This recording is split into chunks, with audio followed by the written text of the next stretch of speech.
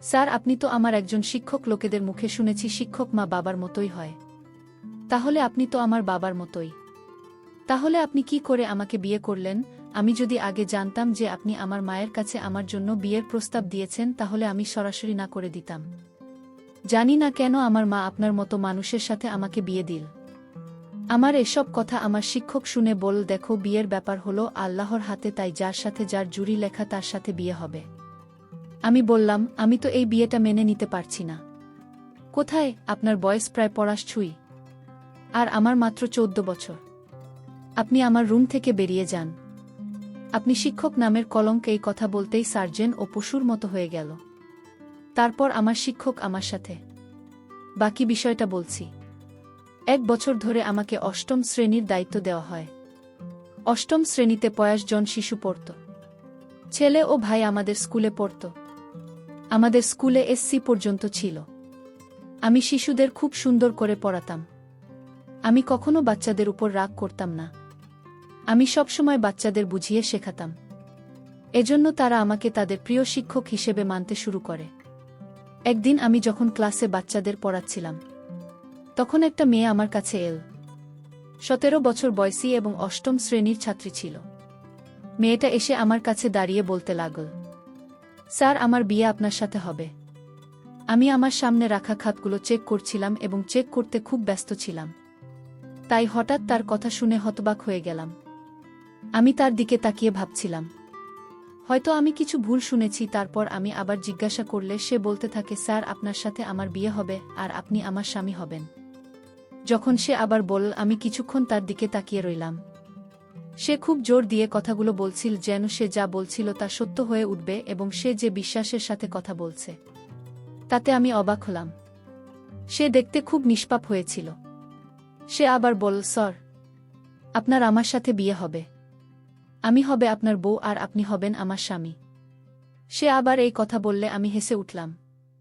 সে যা বলেছিল তা আমি তামাশা ভেবে উড়িয়ে দিলাম। এবং আমি তাকে বকাঝকা করেননি, বরং সে যা বলেছিল তা উপেক্ষা করে তাকে তার জায়গায় ফিরিয়ে দিলাম এবং তারপরে আমার কাজে ব্যস্ত হয়ে পড়েছিলাম। সে একটি শিশু, এটা ভেবে ওকে এগিয়ে গেলাম। এরপর যখনই তাকে দেখতাম তার কথা মনে করে আমি শুধু হাসতে থাকতাম। সে একটি শিশু ছিল। সে খুব সুন্দরী ছিল। তার ক্লাসের সবচেয়ে মেধাবী মেয়ে ছিল। এই কারণেই সে অন্য শিক্ষকদের মতো আমারও নজরে ছিল। আমার শিক্ষার একটি নীতি হল, আমি সকল শিশুকে একই দৃষ্টিকোণ থেকে দেখি এবং সবার সাথে সমান আচরণ করি। আমি নিজেও এমন সময় পার করেছি বলে তার বুদ্ধিমত্তা ছাড়া তাকে অন্য শিশুদের সাথে আমি তুলনা করি না। এবং আমি জানি শিক্ষকরা যখন কাউকে ফেভারিট করে তখন খুব খারাপ লাগে। সেজন্য আমি সবসময় চেষ্টা করতাম এ বিষয়ে মনোযোগ না দিতে। আমি মেয়েটির কথা উপেক্ষা করেছিলাম। এই ঈদে যে সে একটি শিশু এবং সে যা বলেছে তার গুরুত্ব সহকারে নেওয়া দরকার নেই। তবে আমি অবশ্যই তার শিশুসুলভ কথা এনজয় করেছি। আমি ছুটির সময় স্কুল থেকে বেরোলাম যাতে আমি তাড়াতাড়ি বাড়ি পৌঁছে বিশ্রাম নিতে পারি। কিছুক্ষণ পর বাড়িতে পৌঁছলাম। ফ্রেশ হয়ে আমি আমার খাবার খেয়ে নিলাম। তারপর আরাম করে খেয়ে রুমে গিয়ে শুয়ে পড়লাম। আমি চোখ বন্ধ করেছিলাম, এমন সময় হঠাৎ আমার রুমের দরজা খুলে কেউ একজন ঢুকলেন। দরজা খোলার শব্দে চোখ খুললাম। চোখ খুলে দেখলাম মা আসছে। মাকে দেখে আমি সোজা হয়ে বসলাম, আর উনি এসে আমার সামনে বসলেন। মাকে জিজ্ঞেস করলাম, কি হয়েছে মা, তুমি বিশ্রাম নিচ্ছিলেন না? আমার প্রশ্ন শুনে মা হাসতে লাগলেন আর বললেন, হ্যাঁ, তবে তোর সাথে আমার কিছু গুরুত্বপূর্ণ কথা বলার ছিল, তাই তো রুমে এসেছি। মায়ের কথা শুনে আমি ভাবলাম যে মা আমার সাথে কি এমন গুরুত্বপূর্ণ কথা বলতে চাইছিল। মা আমার সাথে কথা বলতে আমার ঘরে এসেছে। আমি তাকে বললাম, তুমি আমার সাথে কথা বলতে চাও, বলো। আমি খুব চিন্তায় পড়ে গেলাম এবং মা আবার হাসতে লাগল। মা আমাকে বলতে লাগল, হ্যাঁ, তোর সাথে আমার একটা গুরুত্বপূর্ণ কথা আছে এবং আমি এখন তোর সাথে কথা বলতে চাই, কারণ তোর বাবা তোর উত্তর জানতে চায়। এবার মায়ের কথা শুনে আমি আরও বিভ্রান্ত হয়ে গেলাম এবং একই বিভ্রান্তিতে আমার মায়ের দিকে তাকালাম। মা বলল, আসলে এখন আমরা তোর বিয়ে দিতে চাই। উত্তর, বিয়ের বয়স হয়েছে, তাই তোর জন্য একটা মেয়ে খুঁজেছি। তোর মতামত জানতে এসেছি যাতে আমরা মেয়েটির পরিবারকে উত্তর দিতে পারি। মেয়েটি ভালো এবং শিক্ষিত এবং তাদের কোনো কিছুরই অভাব নেই। তোর বাবার সব কিছু পছন্দ হয়েছে আর আমিও এটাকে খুব পছন্দ করেছি। তাই আমি তোর ইচ্ছা জানতে চাই, যাতে আমরা তাদের আমাদের বাড়িতে দেখানোর জন্য ডাকতে পারি। আমি মাকে বললাম, মা, আমি এখনই বিয়ে করতে চাই না। আমি এবছরই মাত্র চাকরি পেয়েছি। এখন আমি ইনকাম করতে চাই, তারপরে বিয়ে করতে চাই। মা বলল, আমি আর ঘরের সকল কাজ সামলাতে পারি না। ঘরের সব কাজের ভার আমার উপর, এখন আমার বুড়ো মায়ের কাজ করার মতো শক্তি নেই। তোর বোন সারাদিন স্কুল আর টিউশন নিয়ে ব্যস্ত, আর আমি বাড়িতে একা থাকি। বাড়িতে বোমা এসে আমার সঙ্গে কাজে হাত লাগাবে এবং আমার মন খুশি থাকবে। আমি বেঁচে থাকতে নাতি নাতনির মুখ দেখে যেতে চাই। আমি চাই না আমার ছেলের বিয়ে দেখতে না পেরে তার আগেই পৃথিবী ছেড়ে চলে যায়। মাকে বললাম, কি সব কথা বলছো? মায়ের কথা শোনার পর আমি অবাক হয়ে মায়ের দিকে তাকালাম। আর সেই নিয়ে অষ্টম শ্রেণীর ছাত্রীর কথা মনে পড়ল, যে আজ আমাকে বলেছে আমার বিয়ে তার সাথে হবে আর আমি তার বর হবে। সে যা বলেছে তা মনে করে আমি হেসেছিলাম। অথচ বাস্তবে আমার বিয়ে নিয়ে আলোচনা শুরু হয়েছে। মা বলতে লাগলেন, কোথায় হারিয়ে গিয়েছিলেন বাবা? তাড়াতাড়ি উত্তর দাও, যাতে মেয়ের বাবা মাকে যত তাড়াতাড়ি সম্ভব জবাব দিতে পারি। আমি অন্য কিছু ভাবছিলাম, তুমি যা ঠিক মনে করো তেমন করতে পারো। আমি আমার বাবা মাকে খুব ভালোবাসতেন এবং তাদের সিদ্ধান্তে খুব খুশি ছিলাম। আমি বলেছিলাম যে তুমি আমার জন্য যা সিদ্ধান্ত নেবে আমি তাতে রাজি। আমি জানতাম যে আমার বাবা মা কখনোই আমার জন্য ভুল সিদ্ধান্ত নেবেন না। তাই আমি আমার বাবা মায়ের প্রতিটি সিদ্ধান্তকে সম্মান করতাম। মা আমার সিদ্ধান্ত শুনে খুব খুশি হলেন এবং আমাকে অনেক আশীর্বাদ করলেন এবং তার ঘরে চলে গেলেন। তারা আমাকে বললেন, ঘুমোতে খুব ভোরে উঠে তোমাকে স্কুলে যেতে হয়। মায়ের কথা ভেবে ঘুমানোর চেষ্টা করতে লাগলাম। আমি আমার বাবা মায়ের বড় ছেলে ছিলাম, তাই বাড়ির সবাই আমাকে সবচেয়ে বেশি ভালোবাসতেন। আমার ছোট ভাই বোনেরা আমাকে অনেক সম্মান করত। আমি যে স্কুলে চাকরি করতাম সেই স্কুলে আমার ভাই বোনকে ভর্তি করিয়েছিলাম। প্রথম দিকে আমি আমার শখের জন্য শুরু করি, যদিও আমি অন্য কিছু কাজ করতে চেয়েছিলাম, কিন্তু আপাতত এটাই যথেষ্ট ছিল। ভেবেছিলাম যদি কখনো ভালো চাকরি পেয়ে যাই তখনটি চলছে সেই কাজে লেগে যাবে। কিন্তু তারপরও আমাদের বাড়িতে কোনো ধরনের অভাব ছিল না। আমার বাবার আমার রোজগারের সংসারটা ভালোই চলছিল। আমি স্কুলে কাজ শুরু করার পর 1 বছর হয়ে গেছে। আমার সামর্থ্য দিয়ে চাকরি পেয়েছি বলে আমার বাবা আমার চাকরি নিয়ে খুব খুশি ছিলেন। আমি খুব মেধাবী ছিলাম, সেজন্য স্কুলের লোকজন আমার বেতন তাড়াতাড়ি বাড়িয়ে দেয়। আমি খুব ভালো করে বাচ্চাদের পড়াতাম। আমি কখনোই বাচ্চাদের সাথে খারাপ শব্দ ব্যবহার করিনি এবং স্কুলের সবাই আমাকে অনেক সম্মান করত। এবং আমার বাবা মা জন্য খুশি ছিলেন যে আমি দায়িত্ব বুঝতে শিখেছি। আমার দায়িত্ব ছিল অষ্টম শ্রেণীতে পড়ানো। আমাকে তো তাদের পড়াতে হবে এবং আমি কোনো সংকট ছাড়া এই দায়িত্ব নিয়েছিলাম। আমি পড়ানো বিষয়ে আগ্রহী ছিলাম। এখন আমি অষ্টম শ্রেণীর স্থায়ী শিক্ষক হয়েছি এবং শিশু শ্রেণীর বাচ্চাদের পড়াতাম না। এরা আবার আমার কাছে এসে আমার সাথে বিয়ের ব্যাপারে খুব জোরালো সুরে কথা বলতে লাগল। আমি আবার তার কথায় হেসে ফেললাম। ভাবলাম সে বাচ্চা শিশুরা প্রায় এমন কথা বলে। আমি বিয়ে করার জন্য আমার বাবা মাকে হ্যাঁ বলে দিয়েছিলাম এবং আমার উত্তরে মেয়েপক্ষের বাবা মায়ের কাছে পৌঁছে গিয়েছিল। মা বলল, কয়েকদিন পর মেয়েটির পরিবার আমাকে দেখতে আমার বাড়িতে আসবে। তাতে আমি রাজি হয়েছি। আবার আমি যখন স্কুলের অষ্টম শ্রেণীর বাচ্চাদের পড়াতেন ছিলাম, তখন হঠাৎ আবার সেই মেয়েরা আমার কাছে এসে বলতে লাগল, স্যার, আপনার বিয়ে আমার সাথে হবে এবং আপনি আমার স্বামী হবেন। তার কাছ থেকে আবারও একই কথা শুনে কিছুটা অবাক হলাম, কিন্তু আমি আবার হাসলাম এবং তার কথাগুলো হেসে উড়িয়ে দিলাম। সে শিশু মানে মেয়েটার কথায় হেসে ওঠা ছাড়া আমি আর কি করতে পারতাম। আজ ওর কথায় হাসতে হাসতে ওর কথাটা আরেকবার ইগনোর করলাম। আমি অন্য বাচ্চাদের সাথে ব্যস্ত হয়ে পড়ল। এই জিনিসগুলি আমি মন থেকে ভুলে গেলাম। কিন্তু আগামী কয়েকদিনের মধ্যেই স্পষ্ট হয়ে গেল সে তার কথায় কতটা বিশ্বাস ছিল। কারণ সে প্রতিদিনই আমার কাছে আসত এবং একই কথা বলত যে তোমার বিয়ে আমার সাথে হবে এবং তুমি আমার স্বামী হবে। শুরুতে আমি তার কথা শুনে হাসতাম এবং তা নিয়ে মজা করতাম, কিন্তু কতদিন আমি এটা করতে পারতাম? কারণ এখন শব্দের সীমা ছাড়িয়ে গেছে এবং সেটা আমার সাধ্যের বাইরে চলে গেছে। এবং আমার মনে হয়েছিল যে কোনোদিন আমি তার উপর রাগ দেখিয়ে ফেলি। আমি বুঝতে পারিনি যে সে আমাকে প্রতিদিন বিরক্ত করছে। সে এমন করত এবং তাও কোনো কারণ ছাড়াই। একদিন তাকে ভালো করে বুঝিয়ে দিয়েছিলাম যে সে যেন এভাবে কথা না বলে, কিন্তু সে তখনও বুঝতে পারেনি। সে আবার একই কথার পুনরাবৃত্তি করেছিল। এবার তার কথায় আমি আরও বিরক্ত হয়ে গেলাম।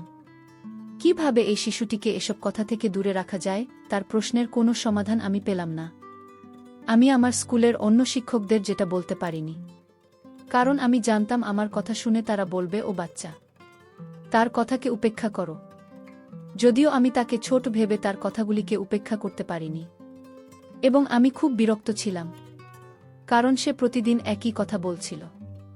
সেদিনও চেয়ারে বসে আমি যখন ক্লাসের বাচ্চাদের পড়াচ্ছিলাম তখন সে আমার কাছে এসে আমার কাছে একই কথা বলা শুরু করল। সে প্রতিদিনই কথা বলতো এবং আমি এটা সহ্য করতে পারছিলাম না এবং আমার তার উপর খুব রাগ ছিল। ওদিক এসে আমার সামনে নিষ্পাপ মুখে দাঁড়িয়েছিল। প্রথমে তাকে ভালোবেসে বুঝিয়েছিল বাচ্চারা এমন কথা বলে না, কিন্তু তারপরেও সেই একই কথা বলেছিল যেটা সে সবসময় বলতো। এবার আমি আরও বিরক্ত হয়ে গেলাম। আমি ওকে ধমক দিয়ে বললাম তাহলে ওর বাবাকে স্কুলে নিয়ে আসতে। আমি তাকে রাগ দেখিয়ে বললে সে বলতে শুরু করে, স্যার আমার বাবা স্কুলে আসতে পারবে না। আমি তার বাবাকে স্কুলে ডাকতে চেয়েছিলাম, যাতে আমি তার সমস্ত কাজকর্ম সম্পর্কে বলতে পারি এবং সে তার মেয়েকে বোঝাতে পারে যে বাচ্চারা এভাবে কথা বললে ভাল লাগে না। আমি তাকে বোঝাতে হয়তো সে বোঝেনি, তবে সে অবশ্যই তার বাবার কথা মানবে। খুব নিষ্পাপ মুখে এ কথা বললেও আমি বললাম তিনি আসতে পারবেন না কেন সেটা বলাতে। আমার খুব রাগ হলো, কিন্তু কোনো রকমের রাগ কন্ট্রোল করে অনেক নরমভাবে তাকে জিজ্ঞাসা করলাম, তোমার বাবা স্কুলে আসতে পারবে না কারণ সময়ে বলল, স্যার আমার বাবা পঙ্গু, 2 পা দিয়ে হাঁটতে পারে না। আপনি আমাদের বাড়িতে গিয়ে তার সাথে দেখা করুন। শিশুটি খুব শান্ত স্বভাবের বলছিল। আমি অবাক হলাম যে তার বাবা পঙ্গু। আমার তো বিশ্বাস হচ্ছিল না, কিন্তু মেয়েটি 8ম শ্রেণীতে পড়ে। তার মেয়ে এতটাই ছোট ছিল না যে এত বড় মিথ্যে বলবে। তার বাবা নিশ্চয়ই পঙ্গু ছিলেন, সেই কারণেই মেয়েটি এমন কথা বলছিল। ওর কথা শুনে আমি অবাক হলাম, কারণ আমি ঠিক করে নিয়েছিলাম ওর বাড়িতে গিয়ে ওর বাবার সাথে দেখা করব। তার স্কুলের পর ওর বাড়িতে যাব। স্কুল শেষ হওয়ার পর আমি গুরুত্বপূর্ণ কাগজপত্র ফাইল তুলে নিয়ে স্কুল থেকে বেরিয়ে গেলাম। সেই মেয়ের সময় আমার সাথে ছিল, কারণ আমার সাথে সেই মেয়েটিও মনে ছিল যে আমি তার বাড়িতে তার অসহায় বাবার সঙ্গে দেখা করতে যাব। অনেকগুলি রাস্তা দিয়ে যেতে যেতে অনেক দেরি হয়ে গিয়েছিল। প্রায় 20 মিনিট পরে আমরা তার বাড়িতে পৌঁছলাম। সেটি খুব বড় না হলেও একটা ছোট পুরনো বাড়ি ছিল। তারপর সেই মেয়েটার সাথে ঘরে ঢুকলাম। বাড়ির দেওয়ালগুলো দেখতে খুবই অদ্ভুত এবং পুরনো টাইপের। বাড়িটা দেখতে একটা ভুতুড়ে মুভি টাইপের। বাড়িটা দেখে আমি একটু চিন্তিত হয়েছিলাম, কিন্তু তারপর সাহস সঞ্চয় করে তার বাবাকে দেখতে গেলাম, কিন্তু বাড়ির কোথাও তাকে দেখা যাচ্ছিল না। এক ঘর থেকে অন্য ঘরে এবং তারপর উঠোনে রান্নাঘরের পুরো বাড়ি উকি দেওয়ার পরেও আমি তার বাবা মাকে ঘরে দেখতে পেলাম না। ওরা বলছিল তার বাবা অসহায়। সে যদি অসহায় হয়ে কোথাও যেতে না পারে তাহলে তার বাড়িতে উপস্থিত থাকা উচিত ছিল, কিন্তু বাড়ির কোথাও তাকে দেখতে পেলাম না।